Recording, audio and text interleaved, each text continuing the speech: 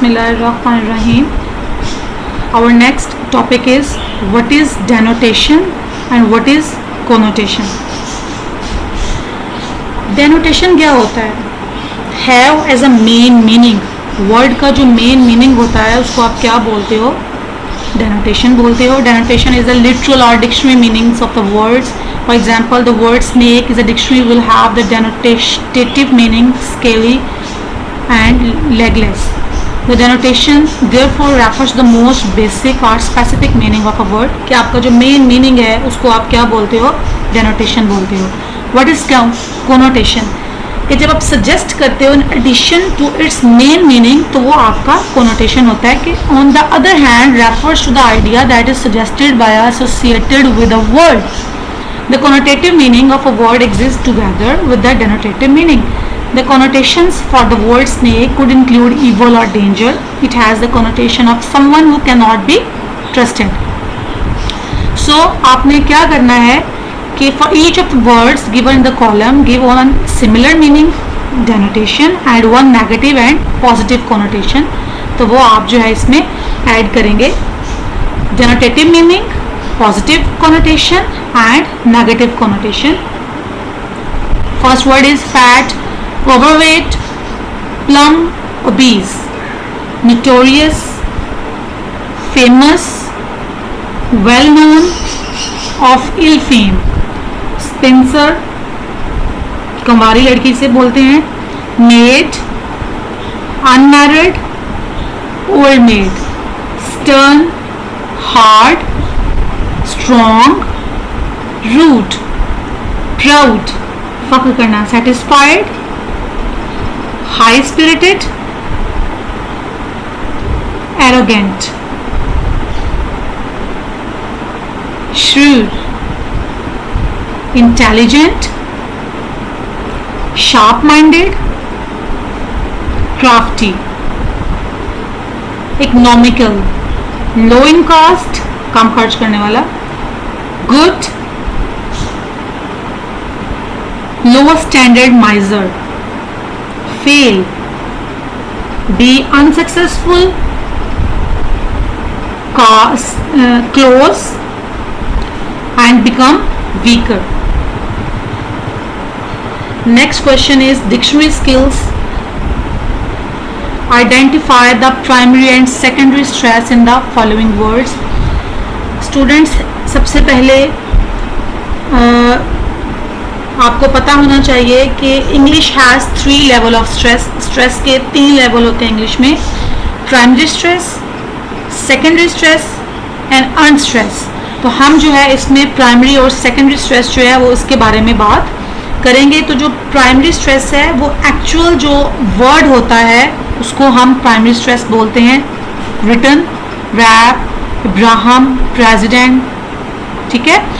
और primary stress इसमें prefixes और सफिक्सेस को आप देख सकते हैं. प्रीफिक्स, अन, सफिक्स, रिटन. अनरिटन, तो जो अन होगा वो आपका सेकेंडरी स्ट्रेस होगा और जो आपका एक्चुअल वर्ड होगा, मेन वर्ड होगा, वो आपका प्राइमरी स्ट्रेस होगा. इसके लिए 2 सिंबल यूज किए जाते हैं, प्राइमरी स्ट्रेस और सेकेंडरी स्ट्रेस के लिए. तो प्राइमरी स्ट्रेस जो है उसको आप एक हाइफन कह लें, उस शेप में साइन होगा, उसको आप इसके स्टार्ट में रिटन W के ऊपर आप ऐड करेंगे और जो सेकेंडरी स्ट्रेस होगा उसको आप नीचे ऐड करेंगे अन के साथ. तो क्या होगा इसमें हम आइडेंटिफाई करेंगे प्राइमरी और सेकेंडरी स्ट्रेस क्या होता है. तो unwritten, un is secondary stress, written is primary stress. Unwrap, unsecondary, wrap, primary. Ibrahim, Ibrahim, इसको आप क्या कहेंगे? Primary. President, primary. Teach, primary. Ponder, primary. Vertical line भी आप उसको बोल सकते हो. मैंने बस आपको समझाने के लिए एक आपने डैश और हाइफन की जो है वो एक्सरसाइज की थी, तो उसमें डैश को थोड़ा सा वो हाइफन से थोड़ा सा साइज में डिफरेंट होता है. नेक्स्ट है ग्रामर में एडवर्ब्स, जो कि आप करते आ रहे हैं. एडवर्ब क्या है जी? A verb that modifies the meaning of a verb. adjective and the adverb in called an adverb. Adverbs usually come in the following position in sentences. She was singing beautifully. Manner इसके types हैं जिसमें क्या आ जाता है, place आ जाता है, manner आता है, adverb of time आता है. तो she was singing beautifully, adverb of manner उसका act हो रहा है. At a concert जगह पर, तो adverb of place. Last Sunday time है, तो adverb of time. Infinitives first form of verb, to plus first form of verb. You are free to go to your masjid. He made the people work. The words given in bold have no subject. We say that to go is the infinitive of the verb. Sometimes to is used as in example A. Sometimes infinitive without to is used as in example B. Gerund first form of verb plus ing, but as a noun के तौर पर ये sentence में जो है वो use होता है. A gerund is that form of the verb which ends in ing and has a function of a noun. Painting is a good fun. I like painting. My favorite hobby is painting. In these sentences, painting does the work of a noun forming the subject, object and complement.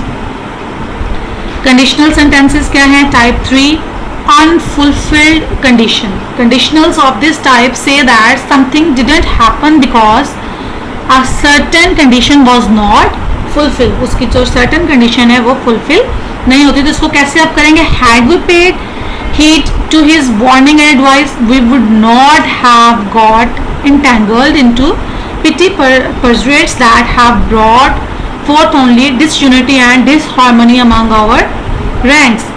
तो हम exercise को आते हैं कि find the kinds of adverbs in the unit. तो first sentence क्या है? Adverb of manner bravely, bravely. Adverb of place Lahore. Adverb of time early. Adverb of frequency only, entirely. Adverb of degree clearly, extremely. MCQs में आपको question आ सकता है. Right 5 sentences using adverbs of manner, place and time in the correct sequence. ये आप खुद करेंगे students. Make sentences using the following verbs followed by infinitive. ये sentences आप कॉपीज पर बनाएंगे इन्फिनेटिव्स को यूज करके. Very simple. Complete these phrases by adding gerunds and use them in sentences. Good at teaching English.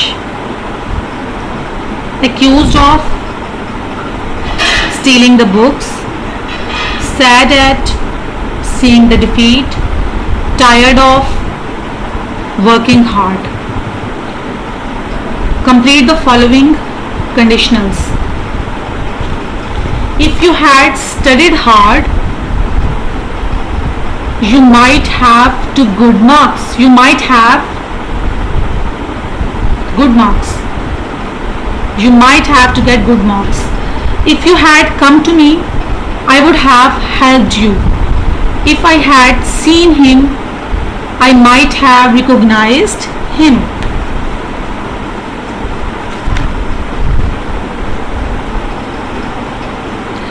ये जो first sentence है इसको हम दोबारा करेंगे. If you had studied hard you would have gain good marks.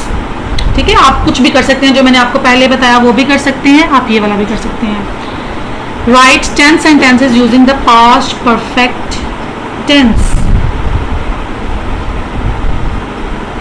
10 sentences आपने बनाने हैं पास्ट परफेक्ट टेंस. क्या है? Had plus third form of verb. ये आप स्टूडेंट्स खुद करेंगे.